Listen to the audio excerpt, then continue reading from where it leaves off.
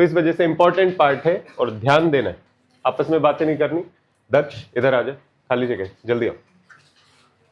सबसे पहले कि अगर इक्वेशंस दी हुई है, एक एग्जांपल ले लेते हैं छोटा सा। 3x minus y 7, 2x plus y is equal to 8। Let us ये लिखा हुआ 3x minus Y equal to 7 है, 2x plus y is equal to 8 है। तो कोई भी इक्वेशन हो उसमें पहला स्टेप रहेगा स्टेप 1, नोट कर लो, ये बाद में हेल्प करेगा जब ये टॉपिक गुजर चुका होगा और रिवाइज करना होगा। सबसे पहला स्टेप होगा represent equations in form of matrix या मैट्रिसेस। पहला स्टेप होता है कि जो इक्वेशन दी हुई है उन्हें मैट्रिक्स फॉर्म में रिप्रेजेंट करो। कैसे करते हैं मैट्रिक्स फॉर्म में रिप्रेजेंट? सबसे पहले हम कोफिशिएंट मैट्रिक्स लिखते हैं। कोफिशिएंट क्या है? x का 3, y का -1, x का 2, y का +1। तो अगर इसको मैट्रिक्स फॉर्म में लिखना हो तो सबसे पहले कोफिशिएंट मैट्रिक्स 3 - 1 2 1, 3/3 होती तो ये 3/3 मैट्रिक्स बनता। दूसरा बनेगा वेरिएबल्स का मैट्रिक्स, जिसे वेरिएबल मैट्रिक्स बोलते हैं। अगर ये एक्स वाई ऑर्डर में है तो यहां पर एक्स वाई आ जाएगा, इज इक्वल टू ये जो कांस्टेंट्स हैं, ये कांस्टेंट्स वाली मैट्रिक्स इधर बनेगी, ये कांस्टेंट्स वाली मैट्रिक्स। तो सबसे पहला स्टेप होगा जो इक्वेशंस हैं उसको मैट्रिक्स फॉर्म में रिप्रेजेंट करना। और ये जो मैट्रिक्स फॉर्म है ये कुछ ऐसी दिखाई देगी, ax is equal to b। यहाँ पर एक मैट्रिक्स आएगी जिसे कोफिशिएंट मैट्रिक्स बोलते हैं, ये वेरिएबल मैट्रिक्स है, इसे कैपिटल X बोल देते हैं और ये कैपिटल B बोल देते हैं। यहां से अगर मैं इस X मैट्रिक्स की वैल्यू निकालूं तो एक साथ ही मेरे पास स्मॉल x स्मॉल y दोनों की वैल्यू आ जाएगी। तो यहां से X को निकालने के लिए हम इस इक्वेशन को A को इधर लेके आने की कोशिश करते हैं। तो स्टेप 2 रहेगा, if A inverse exists, if A inverse exist, इस X को लिखा जा सकता है A इनवर्स इंटू B। ऐसा क्यों लिखा जा सकता है? क्योंकि मुझे यहां से A गायब करना है, तो दोनों तरफ मैं लेफ्ट साइड A इनवर्स से मल्टीप्लाई कर देता हूं।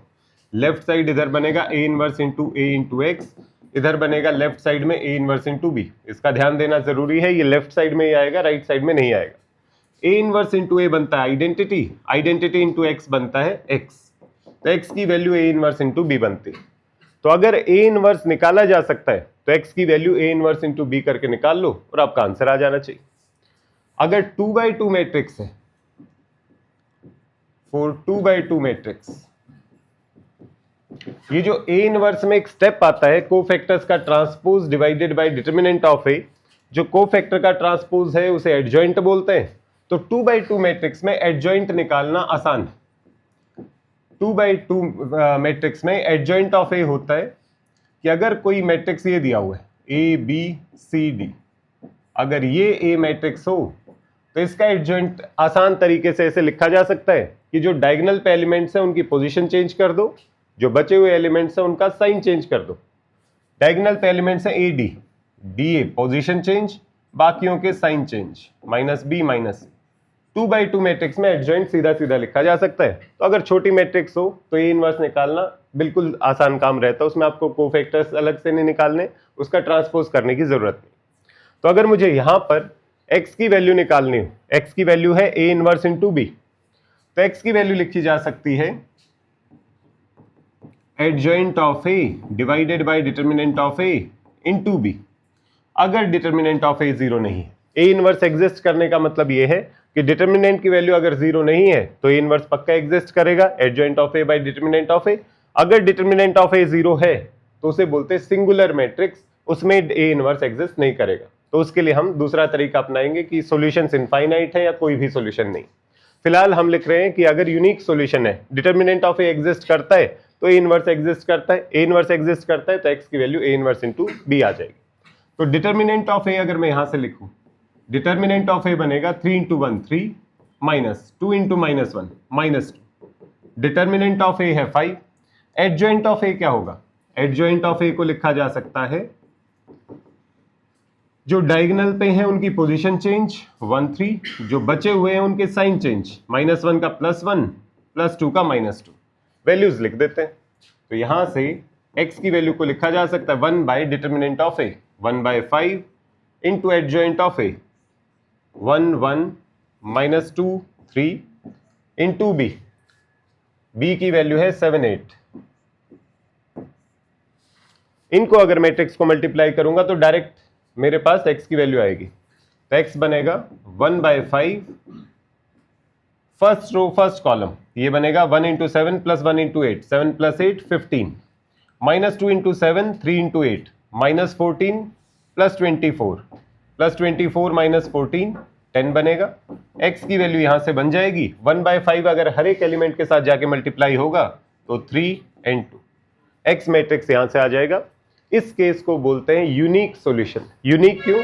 x और y की यूनिक वैल्यूज आएंगी, एक यूनिक सॉल्यूशन होगा। यूनिक सॉल्यूशन मतलब जो x y का जो पेयर होना था उसका एक ही आंसर है 3, 2, x की वैल्यू 3, y की वैल्यू 2, ये इस इक्वेशन का सॉल्यूशन। यूनिक के केस में हमेशा आपके पास a इनवर्स निकल के आ जाएगा। क्यों निकल के आएगा? क्योंकि डिटर्मिनेंट आपको 0 नहीं मिलेगा। डिटर्मिनेंट 0 नहीं मिला तो हमेशा आपके पास सॉल्यूशन होगा, उसे यूनिक सॉल्यूशन का केस बोलते हैं। क्लियर है? यहां तक हमने कल किया था। उसके बाद दूसरा केस आता है कि मैं इस इक्वेशन को लिखूं, ax = b लिखा हुआ है, और फिर मैं डिटर्मिनेंट ऑफ a को चेक करता हूं तो डिटर्मिनेंट ऑफ a अगर आता है 0 तो इसका मतलब a इनवर्स नहीं निकल सकता है, यूनिक सॉल्यूशन है नहीं। इस केस में दो पॉसिबिलिटी हो सकते हैं, या तो इनफाइनाइट सॉल्यूशंस बनेंगे या फिर नो सॉल्यूशन बनेंगे। इसको नोट कर लो जैसे मैं लिख रहा हूं उसी तरीके से, ताकि बाद में कंफ्यूजन ना हो। या तो नो सॉल्यूशन हो सकता है या फिर इनफाइनाइट सॉल्यूशंस हो सकते हैं।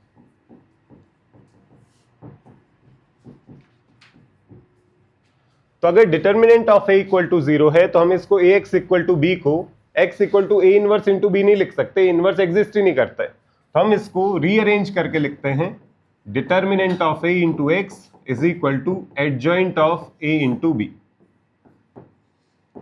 ऐसे लिखा जा सकता है। a इनवर्स की वैल्यू होती है adjoint of a divided by determinant of a। Determinant of a को इधर लिख लेते हैं, तो ये जो इक्वेशन है determinant of a into X is equal to adjoint of a into b, इस तरीके से लिख लेते हैं इस इक्वेशन को। अब मुझे ये पता है डिटर्मिनेंट ऑफ a है 0, तो ये 0 इंटू एक्स मैट्रिक्स है, तो इधर तो 0 मैट्रिक्स ही बनेगी चाहे कुछ भी। केवल राइट साइड को देखना है। 0 = 0 हुआ तो ये बात हमेशा सच होती है, अगर 0 = नॉन जीरो हुआ तो ये बात कभी सच नहीं होती। तो अगर 0 = 0 आ रहा है तो हम बोलेंगे इनफाइनाइट सॉल्यूशन है। अगर 0 मैट्रिक्स = 0 मैट्रिक्स आ रहे हैं तो इसका मतलब हो जाएगा इनफाइनाइट सॉल्यूशंस। लेफ्ट साइड तो 0 बन ही रही है क्योंकि डिटर्मिनेंट 0 है। अगर राइट साइड 0 ना बने तो 0 matrix is equal to non zero matrix. Problem है, उसको हम बोलेंगे नो सॉल्यूशन। तो अगर यहां पर 0 = लिखा आ जाए नॉन जीरो, तो इस बात को तो हम बोलेंगे कि यहां पर नो सॉल्यूशन है। अगर यहां पर लिखा आ जाए 0 = 0, लेफ्ट साइड राइट साइड 0 0 आ जाए, तो हम बोलेंगे कि x की जगह इनफाइनाइट वैल्यूज आ सकती हैं जो इस इक्वेशन को सेटिस्फाई करेंगी। जैसे यहां पर होता है कि अगर a 0 है और b भी 0 हो जाए तो 0 इंटू एक्स = 0, x की जगह आप इनफाइनाइट वैल्यूज रख सकते हो और ये इक्वेशन सेटिस्फाई रहेगी। अगर यहां लिखा हो 0 इंटू एक्स = 10, तो x की यहां पे कोई वैल्यू नहीं है जो 0 इंटू एक्स को 10 बना दे, तो इसलिए हमें पता है कि वहां पर नो सॉल्यूशन आएगा। तो सिमिलर लॉजिक यहां पर है, याद रखने के लिए। तो अगर determinant of a non zero है, फिर आपको पता है यूनिक सॉल्यूशन है। डिटर्मिनेंट ऑफ a अगर 0 आ गया, क्या बोला मैंने? डिटर्मिनेंट ऑफ a अगर नॉन जीरो है, determinant of a non zero है तो यूनिक सॉल्यूशन आएगा, दिक्कत ही नहीं है। डिटर्मिनेंट ऑफ a अगर 0 आया तो दो पॉसिबिलिटी है, या तो इनफाइनाइट सॉल्यूशन में भी डिटर्मिनेंट 0 हो सकता है, नो सॉल्यूशन में भी डिटर्मिनेंट 0 हो सकता है। अगर नो सॉल्यूशन वाला केस होगा तो adjoint of a into B non zero बनता दिखेगा। अगर इनफाइनाइट सॉल्यूशन वाला केस होगा तो adjoint of a into B 0 बनता दिखेगा। 0 = 0 बन रहा है, इनफाइनाइट सॉल्यूशन है। 0 = नॉन जीरो बन रहा है तो नो सॉल्यूशन बन रहा है। बात सही? ये इसका पैटर्न है। एक बार कुछ क्वेश्चंस करके देखते हैं, चेक करो कि सॉल्यूशन यूनिक है, नो सॉल्यूशन है या इनफाइनाइट सॉल्यूशंस।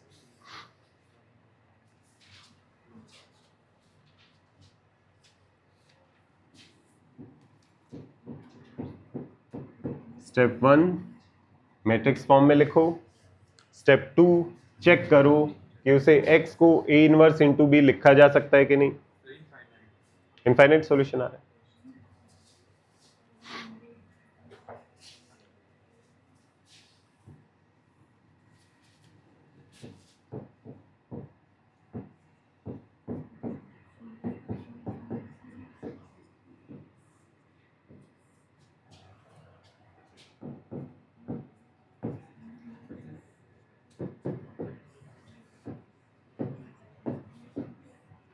इसका नाम रख देते हैं capital A, capital X, capital B.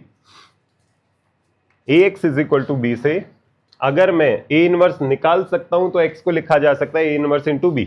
तो पहले चेक करते हैं कि ए इनवर्स निकाला जा सकता है कि नहीं, तो इसलिए हम डिटर्मिनेंट ऑफ ए निकालते हैं। डिटर्मिनेंट ऑफ ए क्या बनेगा, इसका डिटर्मिनेंट निकाल, साइन एलिमेंट साइन छोटा डिटर्मिनेंट 2 -2, नेक्स्ट एलिमेंट साइन छोटा डिटर्मिनेंट, रो कॉलम गायब 4 -1, नेक्स्ट एलिमेंट साइन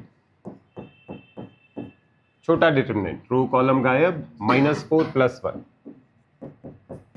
ये बन जाता है हमारा डिटर्मिनेंट। ये बना 0, 4 - 1 इज 3 + 3, ये बना -4 + 1 -3। डिटर्मिनेंट 0 आ रहा है, तो क्या मैं ये बोल सकता हूं इसका सॉल्यूशन नहीं है? अभी नहीं बोल सकते। डिटर्मिनेंट अगर नॉन जीरो आता तो मुझे पक्का पता है यूनिक सॉल्यूशन आता, मैं ए इनवर्स बी करता, एक्स की वैल्यू आ जाती। डिटर्मिनेंट 0 आने के दो मतलब हो सकते हैं, या तो इनफाइनाइट सॉल्यूशन है या नो सॉल्यूशन। वो आपको चेक करना पड़ेगा कि determinant of A equal to 0 आया है, तो 0 आने पर मैं श्योर नहीं हूं, तो वहां पर मैं चेक करूंगा कि इनफाइनाइट सॉल्यूशंस भी हो सकते हैं और नो सॉल्यूशन भी हो सकते हैं। कैसे पता चलेगा? ऐसे पता चलेगा कि इस इक्वेशन को लिखा जा सकता है determinant of A into X is equal to adjoint of A into B, ऐसे लिखा जा सकता है। तो लेफ्ट साइड तो 0 बन ही गई, राइट साइड भी 0 बन जाए तो इनफाइनाइट सॉल्यूशन हो जाएगी। लेफ्ट साइड तो 0 बनी गई है, राइट साइड नॉन जीरो बनी तो नो सॉल्यूशन हो जाएगा। तो मुझे adjoint of A into B की वैल्यू एक्चुअली निकालनी है और उससे पता चलेगा इनफाइनाइट है या नो सॉल्यूशन। तो पहले एडजॉइंट ऑफ ए निकाल लेते हैं। एडजॉइंट ऑफ ए निकालने का तरीका है कोफैक्टर्स निकालो और उसका ट्रांसपोज करो। ये कोफैक्टर का ट्रांसपोज। कोफैक्टर क्या होते हैं? साइन और छोटा डिटर्मिनेंट। तो पहले साइन सारे के सारे लिख लेते हैं, minus plus minus plus minus plus minus plus minus plus, alternatively आते हैं, 1 बाय 1 भी चेक कर सकते हो। साइन हो गई इनटू छोटा डिटर्मिनेंट। इस लोकेशन का छोटा डिटर्मिनेंट क्या बनेगा? ऊपर वाली रो में तो हम निकाल के ही आए हैं, ये छोटे के छोटे माइनर ही थे, छोटे डिटर्मिनेंट ही निकाल लेते हम। 0 यहां पर था, 4 - 1 3, यहां पर था -4 + 1 -3, ये लिखा।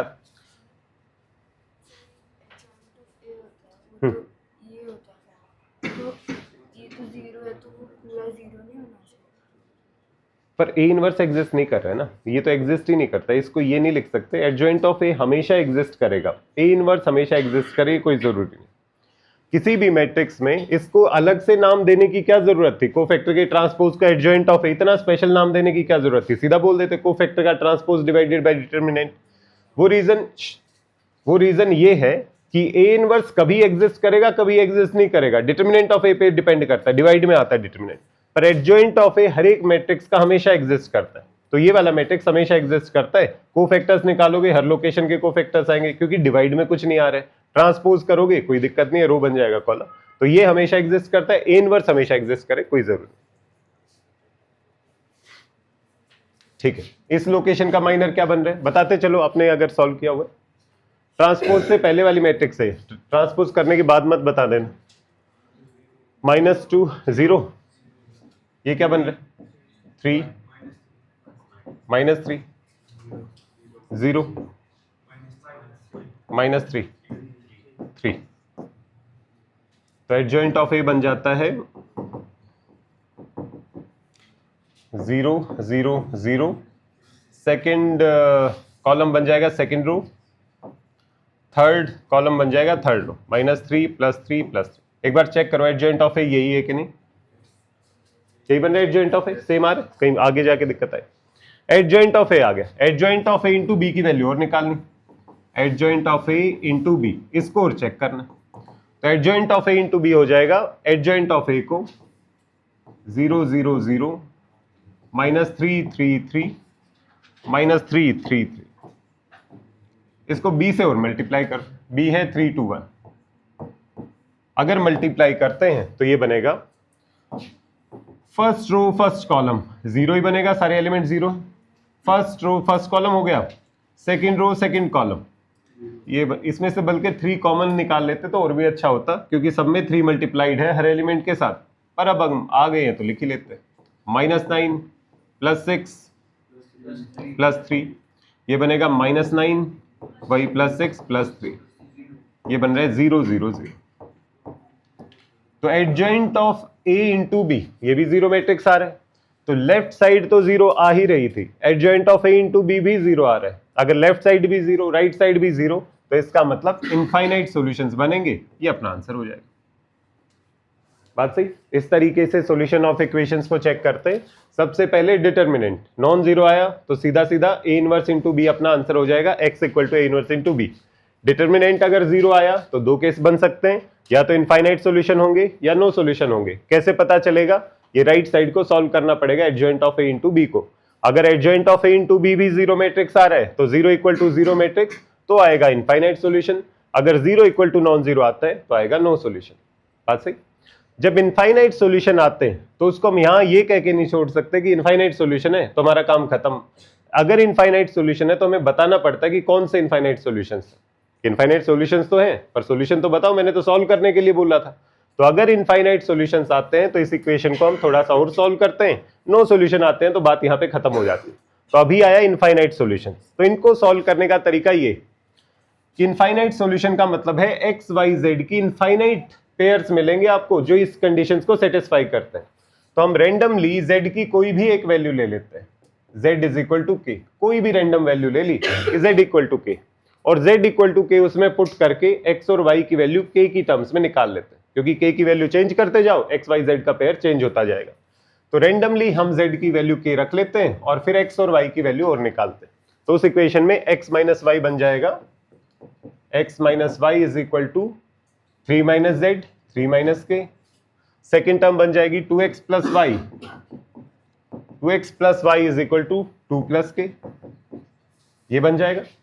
अगर इनफाइनाइट सॉल्यूशन है तो एक्स वाई की वैल्यू मुझे z की टर्म्स में निकालनी। अब इसको फिर से सॉल्व कर दो, मैट्रिक्स मेथड से भी सॉल्व कर सकते हो, बहुत ही छोटा पड़ेगा क्योंकि 2 बाई 2 मैट्रिक्स बनेगी इस बार। इसको अगर दोबारा से लिखूं मैं, ये बनेगा 1 माइनस 1 2 1 एक्स वाई, और इधर कांस्टेंट मैट्रिक्स 3 माइनस के 2 प्लस के।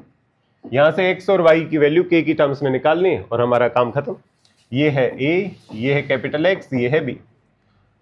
इसे a वहां पर लिखा था, इसे a डैश तो नहीं लिख सकते, a ट्रांसपोज हो जाएगा। इसको लिख लेते हैं, लिख ही लेते हैं ax is equal to b। इस केस में ये a मैट्रिक्स है, ये x मैट्रिक्स है, ये b मैट्रिक्स है। तो यहां से a का डिटर्मिनेंट निकालते हैं। a का डिटर्मिनेंट आएगा 1 प्लस 2 3, तो x बनेगा a inverse into B. a inverse into B से x की वैल्यू निकाल, क्या बनेगा? ये बनेगा x is equal to adjoint of a divided by determinant of a into B. Adjoint of a क्या होगा?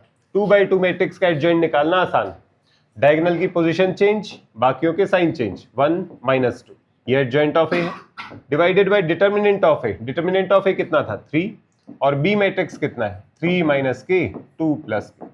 तो यहां से आ जाएगा 1 by 3, first row first column 3 minus k plus 2 plus k, second row first column ये बनेगा -6 plus 2k plus 2 plus K, ये बन जाएगा 1 बाय 3 टाइम्स 5, और यहां पर बनेगा 3k माइनस 4। तो यहां से x मैट्रिक्स बन जाता है 5 बाय 3 और 3k माइनस 4 डिवाइडेड बाय 3। एक बार चेक करो कोई कैलकुलेशन मिस्टेक तो नहीं है। 1 माइनस 1 2 1, अगर हमने इसका एडजॉइंट निकाला तो साइन चेंज, ये ठीक है, डिटर्मिनेंट से ही निकाला है, फिर ठीक। 3 माइनस के यही बनेगा ना, जो ओरिजिनल इक्वेशन थी, z की वैल्यू k रखते हैं तो 3 माइनस के, दूसरे में बनती है 2 प्लस z 2 प्लस, ठीक। ये सॉल्यूशन हो जाएगा। x की वैल्यू आएगी हमारे पास x की वैल्यू 5/3, y की वैल्यू 3k माइनस 4/3 और z की वैल्यू रहेगी k। तो आप k की वैल्यू अलग अलग रखते जाओगे, आपको x y z का अलग अलग पेयर मिलता जाएगा। अगर z की वैल्यू भी चेंज होती जा रही है तो इनफाइनाइट सॉल्यूशंस हो सकते हैं कि x की वैल्यू तो 5/3 रहेगी, इन दोनों की वैल्यू चेंज होती रहेगी और आपको मिलते रहेंगे अलग अलग इनफाइनाइट पेयर्स। ये इसके इनफाइनाइट सॉल्यूशन हो जाएगा। किसी की भी कर सकते हैं, कन्वेंशनली z की ली जाती है। तो अगर आप बोर्ड में सॉल्व करोगे तो जो उनके पास आंसर शीट होगी उसमें z को k माना होगा, अदरवाइज किसी को भी कर सकते हो, कोई फर्क नहीं पड़ेगा। आप इसको t बोल दोगे तो z की वैल्यू उसके अकॉर्डिंग चेंज हो जाएगी। बात सही। तो z को अगर यूजुअली k माना जाता है, अगर z को k मानने में दिक्कत आए y को k मान लो, चेंज कर लो, दूसरे को k मान। क्लियर है? समझ में आया कैसे इनफाइनाइट सॉल्यूशंस को चेक करना? चलो एक और क्वेश्चन करके देखो फिर। वही सॉल्यूशन निकालना है इसका। नो सॉल्यूशन है, यूनिक सॉल्यूशन है, इनफाइनाइट है। यूनिक है तो यूनिक बताओ, नो है तो नो बताओ, इनफाइनाइट है तो k की टर्म्स में बताओ सॉल्यूशन क्या है।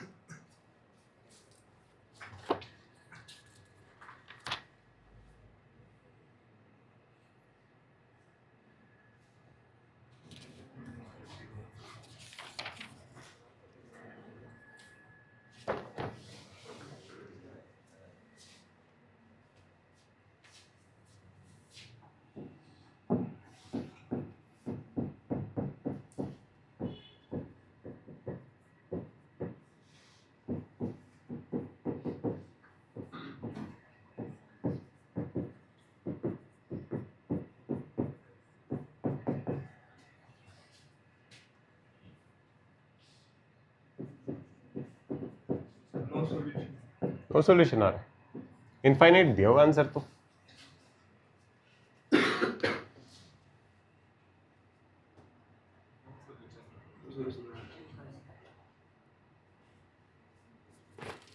चेक करता हूँ एक बार, हो सकता है मैंने गलत देख लिया। नो सॉल्यूशन, गलत वाला आंसर देख।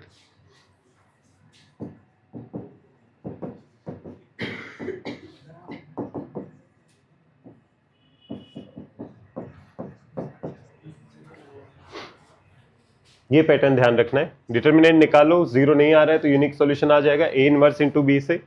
डिटर्मिनेंट जीरो आया है तो दो स्टेप और लगेंगे, ये भी हो सकता है इनफाइनाइट भी, नो सॉल्यूशन भी हो सकता है। Adjoint of a into B भी जीरो आ रहा है तो left side zero, right side zero, infinite solution. अगर adjoint of a into B not equal to zero आ रहा है तो left side zero, right side non zero, तो नो सॉल्यूशन बनेगा। बात सही? क्लियर? लिख लेते हैं इसको। अगर मैट्रिक्स फॉर्म में लिखेंगे तो ये बनेगा 1 1 1 4 minus 3 2 6 minus 1 4 x y z, ये बना 2 11 10, ये बनता है। सबसे पहले हम डिटर्मिनेंट ऑफ a चेक करेंगे ताकि पता चल जाए a इनवर्स है भी कि नहीं। डिटर्मिनेंट ऑफ a चेक करते हैं तो ये आएगा, फर्स्ट रो के अलोंग निकाल लेते हैं। एलिमेंट है +1, साइन आएगा +1, छोटा डिटर्मिनेंट -12 +2। नेक्स्ट साइन है 1, एलिमेंट है 1, साइन है -1, छोटा डिटर्मिनेंट बनेगा 16 -12, 16 - 12 इज 4। नेक्स्ट एलिमेंट है 1, साइन है +1, छोटा डिटर्मिनेंट, रो कॉलम गायब, -4 + 18 +14, ये बन जाए। ये बन रहा है -10 -4 +14। डिटर्मिनेंट जीरो आ रहा है। डिटर्मिनेंट जीरो आने पे क्या पता चला? नो सॉल्यूशन है। बता नहीं सकते। डिटर्मिनेंट जीरो आए तो दो पॉसिबिलिटी है, इनफाइनाइट सॉल्यूशन भी हो सकता है, नो सॉल्यूशन भी हो सकता है, दोनों में से ये हो सकता है। फिर हम adjoint of a into B निकालेंगे और देखते हैं वो जीरो आ रहा है कि। Adjoint of a, adjoint of a निकालने का तरीका, कोफैक्टर्स निकालो और उसका ट्रांसपोज कर दो। ये ट्रांसपोज करना मत भूलना, थोड़े दिनों बाद भूलना शुरू कर दोगे। कोफैक्टर्स होगा साइन इंटू छोटा डिटर्मिनेंट, साइन हो जाएगा plus minus plus minus plus minus plus minus plus, ये हो गए साइन। छोटा डिटर्मिनेंट, हर एक लोकेशन का छोटा डिटर्मिनेंट लिखते चलो। इनका तो हमने निकाला ही हुआ है। फर्स्ट रो का तो ये बनेगा -10, ये था 4 छोटा डिटर्मिनेंट, ये था 14। नेक्स्ट दो रोज का और निकालना है, ये बनेगा रो कॉलम 4 + 1 5, ये बनेगा 4 माइनस 6 माइनस 2, ये बनेगा -1 माइनस 6 माइनस 7, ये बनेगा 2 प्लस 3 5, ये बनेगा 1 इंटू 2 2 माइनस 4 माइनस 2, और लास्ट बनेगा -3 माइनस 4 माइनस 7। इसमें जल्दबाजी मत करना, ये वाला पार्ट करेक्ट करना जरूरी है, स्पीड ऊपर नीचे हुई तब भी चल जाएगा, क्योंकि अगर यहाँ गलती हुई तो फिर आगे दिक्कत आएगी। अब इसका ट्रांसपोज करना है, फर्स्ट कॉलम है उसको फर्स्ट रो बना देते हैं, -10 -5 +5, सेकंड कॉलम को सेकंड रो -4 -2 +2, थर्ड कॉलम को थर्ड रो 14 + 7 -7। ये हो गया कोफैक्टर्स का ट्रांसपोज। ट्रांसपोज करने के बाद ये इसी को बोलते हैं एडजॉइंट ऑफ ए। आपको adjoint of A into B की वैल्यू निकालनी है, वो 0 आ रही है या नहीं, चेक कर लेते हैं। Adjoint of A into B, ये है adjoint of A, -10 -5 5 -4 -2 2 14 7 -7। Adjoint of A into B, B की वैल्यू है ये 2 11 10 2 11 10। Adjoint of A into B अगर करते हैं तो फर्स्ट रो फर्स्ट कॉलम अगर करेंगे -20, फर्स्ट रो फर्स्ट कॉलम -20 -55 +50, क्या 0 बन रहा है? ये ही 0 नहीं बन रहा है तो नॉन जीरो मैट्रिक्स ही आएगी। तो पता तो हमें चल गया नो सॉल्यूशन है, पर अगर बोर्ड में करोगे तो तीनों वैल्यू लिखनी जरूरी है, इधर छोड़ के नहीं जा सकते कि मेरे को तो यही पता चल गया मैं आगे निकल लिया, तो इसको भी लिखना है। -8 -22 +20 28 +77 -70 which is not equal to 0 matrix. अगर ये 0 मैट्रिक्स के बराबर नहीं है तो इसका मतलब लेफ्ट साइड तो 0 बना रहा है determinant of A, right side 0 नहीं बना रहा है, तो left side not equal to right side, तो नो सॉल्यूशन आएगा। क्लियर है? समझ में आया? लॉजिक समझ में आया कैसे करनी है इनफाइनाइट? आगे समझ में, औरों को भी समझ लेने दो फिर, है ना? ठीक है, नेक्स्ट टॉपिक आता है इसमें characteristic equation of a matrix. ये अपना बोर्ड वाला पार्ट यहां पे खत्म हो जाता है। जो कैरेक्टरिस्टिक इक्वेशन है ये अपने सिलेबस में नहीं है, पर उसका यूज आता है कई बार, तो इस वजह से हमें पढ़ना जरूरी, मेंस में, जेई मेंस के लिए जरूरी है, बट बोर्ड के लिए ये वाला पार्ट नहीं। Characteristic equation of a matrix,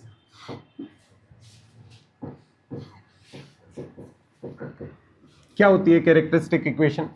आपने कई बार देखी होगी, जब क्वेश्चन हम सॉल्व कर रहे थे तो हम ऐसा देखने को मिलता था कि ये मैट्रिक्स दी हुई है, लेट अस से 2 3 -1 0 कुछ ऐसा दिया होता था, और यहाँ पे लिखा होता था ये जो मैट्रिक्स है वो इस इक्वेशन को सेटिस्फाई करती है। ये करेक्ट इक्वेशन नहीं है, पर कुछ ऐसे क्वेश्चंस देखने को मिलते थे कि ये जो मैट्रिक्स है इस इक्वेशन को सेटिस्फाई करती है, और फिर कुछ कुछ क्वेश्चन बनता था। तो अगर ये मैट्रिक्स दी है तो उसे कैसे पता चला कि ये जो मैट्रिक्स है ये इस इक्वेशन को फॉलो करेगी? आउट ऑफ नोवेयर तो रामानुजन की तरह एकदम से तो सपना आया नहीं होगा कि ये वाली इक्वेशन होगी। तो कैसे वो लेके आता है कि कोई मैट्रिक्स दी हो तो वो इस इक्वेशन को फॉलो करेगी या नहीं करेगी, वो कैसे पता चलता है? उसका तरीका ये कि जब भी ये इक्वेशन बनानी होती है, जैसे मैट्रिक्स दी हुई है a = -2 3 1 0, और मुझे देखना है ये किस पॉलिनोमियल इक्वेशन को सेटिस्फाई करेगी। वो पॉलिनोमियल इक्वेशन यहां से आती है a - लैम्डा टाइम्स i, और इसका डिटर्मिनेंट अगर मैं निकालूं और इक्वल टू 0 लिख दूं तो ये डिटर्मिनेंट है, स्केलर वैल्यू आएगी, किसकी टर्म्स में आएगी? लैम्डा की टर्म्स में आएगी। तो लैम्डा की टर्म्स में ये जो इक्वेशन बनेगी वो इक्वेशन इसकी कैरेक्टरिस्टिक इक्वेशन कहलाती है, कि इस लैम्डा की जगह अगर आप a को पुट करोगे तो ये जो मैट्रिक्स है उस इक्वेशन को हमेशा सेटिस्फाई करेगी।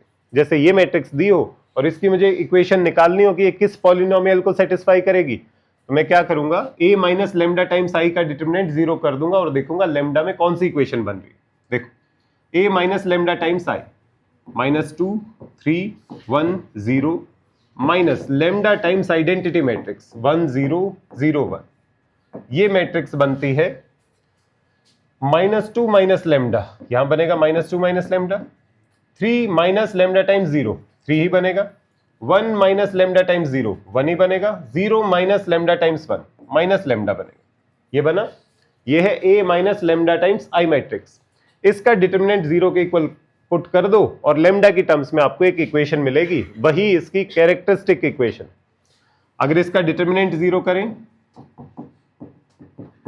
ये बनेगा ऊपर से नीचे मल्टीप्लाई माइनस नीचे से ऊपर मल्टीप्लाई, ये बनेगा -2 minus lambda times minus lambda, this -1 into 3 बनेगा। गुड़िया मैंने कई बार टोक लिया है, नेक्स्ट टाइम मैं अच्छे से नहीं बताऊंगा आपको, बार बार मैं इसीलिए टोक रहा हूँ आपको, और पता भी चल रहा है कि मैं आपको ही मेंशन कर रहा हूँ, बात मत करो। ये बनेगा 2 lambda plus lambda square -3 is equal to 0। ये इक्वेशन आते हैं लेमडा के टर्म्स में, lambda square plus 2 lambda -3 equal to 0। इस इक्वेशन को कैरेक्टरिस्टिक इक्वेशन बोलते हैं। क्यों? लेमडा की जगह अगर आप ए रिप्लेस करोगे तो जो ए मैट्रिक्स है वो इसको सेटिस्फाई करेगी। इसको लिखा जा सकता है ए स्क्वायर, लेमडा की जगह ए प्लस 2 टाइम्स ए -3 टाइम्स। अब रियल नंबर को तो मैट्रिक्स में ऐड नहीं कर सकते, तो रियल नंबर के साथ आप आइडेंटिटी मल्टीप्लाई कर दो जो मैट्रिक्स की दुनिया का 1 होता है, तो 3 times 1 is equal to 0 matrix. तो हमारी जो मैट्रिक्स है वो इस इक्वेशन को हमेशा सेटिस्फाई करेगी। A square plus 2a -3 times identity. तो इस तरीके से इक्वेशंस निकाली जाती। ये मैट्रिक्स को मैं जानता हूं, ए मैट्रिक्स इस इक्वेशन को हमेशा सेटिस्फाई करेगी। मुझे ए क्यूब में लेके आनी है, थोड़ा सा डिफिकल्ट क्वेश्चन बनाना है, तो मैं क्या करूंगा, दोनों तरफ a माइनस आइडेंटिटी से कर दो मल्टीप्लाई, दोनों तरफ a से कर दो मल्टीप्लाई, तो आप और भी इक्वेशंस बना सकते हो। आपको ये पता है दिस इक्वल टू 0 है, आपको और डिफिकल्ट बनाना है, आपको ये पता है a माइनस आई को 0 मैट्रिक्स से मल्टीप्लाई करूंगा क्या बनेगा, 0 मैट्रिक्स ही आएगा, ये भी 0 बनेगा। बात सही? इसको मल्टीप्लाई कर दो दोनों तरफ a minus I into 0, 0 matrix, ये a क्यूब में भी आ जाएगी। तो अगर आपको ये पता चल गया कि ये 0 वैल्यू है इसकी, तो उसके साथ तो a को कुछ भी मल्टीप्लाई करते चलो, वो पूरा का पूरा एक्सप्रेशन 0 ही बन जाएगा। तो ये कैरेक्टरिस्टिक इक्वेशन होती है, a square plus 2a minus 3i is equal to 0। इसकी हेल्प से भी हम a इनवर्स निकाल सकते हैं। जो कोफैक्टर्स का ट्रांसपोज और डिटर्मिनेंट करके गए थे हम, इसकी हेल्प से भी a इनवर्स निकाला जा सकता है। कैसे? a square plus 2a minus 3i is equal to 0 matrix, दोनों तरफ a इनवर्स से मल्टीप्लाई कर देते हैं और हम ये मान के चल रहे a इनवर्स एग्जिस्ट करता है, डिटर्मिनेंट 0 नहीं। तो दोनों तरफ अगर a इनवर्स से मल्टीप्लाई करें तो ये बनेगा a inverse into a square 2 times a inverse into a minus 3 times a inverse into identity is equal to a inverse into 0। Left side में दोनों तरफ a इनवर्स से मल्टीप्लाई कर दिया तो ये बचा हमारे पास a इनवर्स इंटू a, अकेला a बचेगा, a inverse into a identity बन जाएगा, 2 times a inverse into a identity minus 3 times a inverse into 0, 0 matrix. तो यहां से आप लिख सकते हो 3 times a inverse matrix is equal to a plus 2 times identity.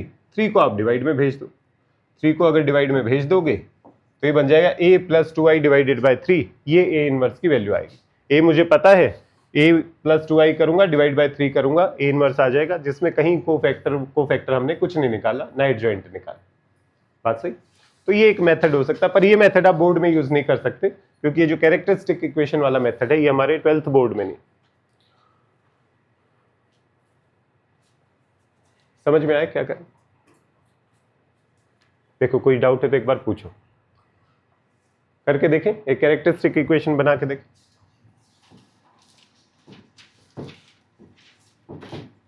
इस मैट्रिक्स की कैरेक्टरिस्टिक इक्वेशन बना के देखो। a माइनस लेमडा टाइम्स आई का डिटर्मिनेंट 0 करो और लेमडा की टर्म्स में इक्वेशन बनाओ।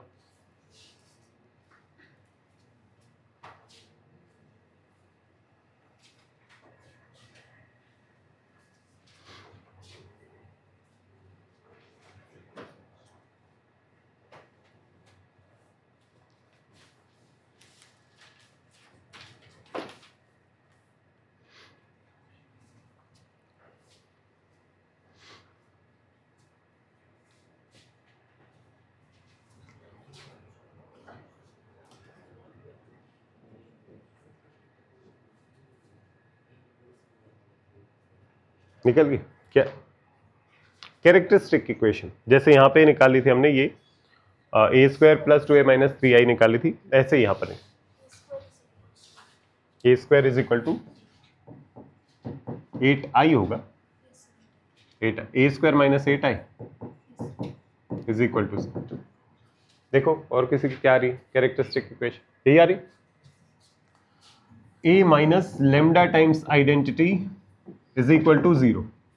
अगर इसे लिखेंगे तो ये बनेगा a minus lambda times identity क्या बनेगा 2 1 4 minus 2 minus lambda times identity 1 0 0 1 ये बनता है a minus lambda times identity 2 minus lambda 1 minus 0 4 minus lambda minus 2 minus lambda.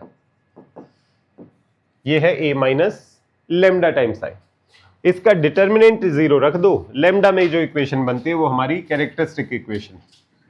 इसका डिटर्मिनेंट बनेगा 2 माइनस लेमडा, माइनस कॉमन ले लेते हैं 2 plus lambda, this into this minus 4 into 1, this should be equal to 0। Minus बेशक common ले जाओ, ये बनेगा lambda plus 2, 2 minus lambda 2 plus lambda 4 minus lambda square plus 4 is equal to 0, lambda square minus 8 is equal to 0। Lambda की जगह अगर आप a replace करोगे तो ये इक्वेशन सेटिस्फाई होगी। तो a square is equal to 8, अब 8 तो लिख नहीं सकते, 8 टाइम्स आइडेंटिटी, ऐसे पता चल सकता।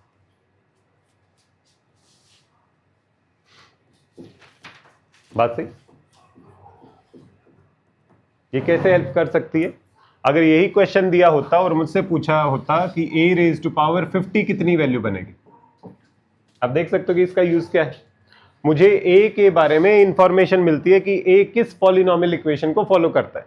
यहां से अगर मुझे सीधा पता है a square is equal to 8 times I, तो a की पावर 50 कितना बनेगा, इसकी पावर 25 कर दो, इसकी power 25, 8 raise to power 25 into identity raise to power 25, identity into identity into identity, identity बनता है, तो सीधा आंसर मेरे पास आ जाएगा 8 raise to power 25 into identity. तो इस टाइप के क्वेश्चंस को सॉल्व करने में भी मेरी मदद हो सकती है, क्योंकि पहले हम क्या देखते थे, पैटर्न देखते थे, ए स्क्वायर ए क्यूब, और फिर देखते हैं पैटर्न कहां जा रहा है और 50 पे कहां जाएगा। तो इस वजह से ये मेरी हेल्प कर सकता है, मुझे सीधा पता चल जाएगा कि ये मैट्रिक्स किस इक्वेशन को फॉलो कर रही है। जिस इक्वेशन को फॉलो करेगी हो सकता है कि वो जो एक्सप्रेशन दिया हुआ हो वो इससे लिंक्ड हो, अगर नहीं है कोई बात नहीं, पहले वाला तरीका है। क्लियर है? समझ में आया कैसे करना? एक 3x3 मैट्रिक्स की ओर निकाल के देखो, फिर नेक्स्ट टॉपिक पे चलते हैं। नेक्स्ट टॉपिक की भी जगह बची हुई है, एक ही टॉपिक बचा, बिल्कुल ही आसान हो, अभी करके जाएंगे, 2 मिनट भी नहीं लगेंगे। डेरिवेटिव ऑफ डिटर्मिनेंट, उसमें बस फॉर्मूला ही जानना, उसमें कोई ज्यादा ताम झाम नहीं।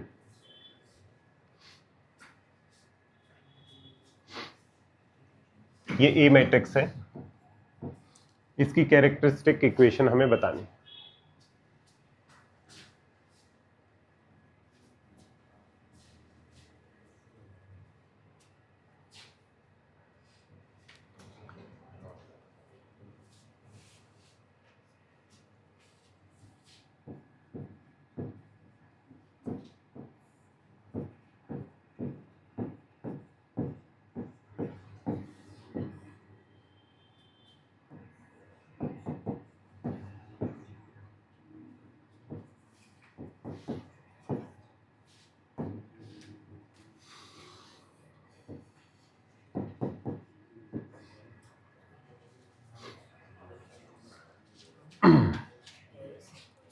ए माइनस लेमडा टाइम्स आई, और पैटर्न ये देख सकते हो, ए दिया हो तो ये लिखने की जरूरत नहीं है जो मैं बार बार लिख रहा हूं, केवल डायगोनल वाले एलिमेंट्स में से लेमडा घटा दोगे तो वही बनेगा ए माइनस लेमडा टाइम्स आई। अगर इसका डिटर्मिनेंट निकालें, डिटर्मिनेंट इक्वल टू 0 पुट करना है, ए minus lambda times I.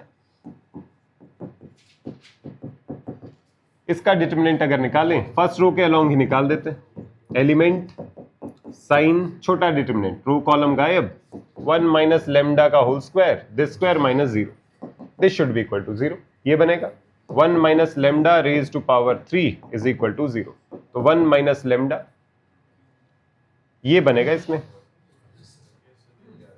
Identity minus A raise to power 3 is equal to 0। क्या इसका मतलब, क्या इसका मीनिंग ये हुआ कि आई इज इक्वल टू ए होना चाहिए? क्या इसका मतलब ये हुआ आई इज इक्वल टू ए होना चाहिए? क्यों नहीं होना चाहिए? हाँ, कि वो है ही, देख ही रहे हम, है ही नहीं वो, तो ऐसा कैसे हो रहा है फिर I is equal to A दे रहे हैं? क्योंकि हमने ध्यान दिया था कि A B is equal to 0 हो तो कोई जरूरी नहीं है कि जो फैक्टर्स हैं ये 0 बने, नॉन जीरो फैक्टर्स भी मल्टीप्लाई करके 0 लेके आ सकते।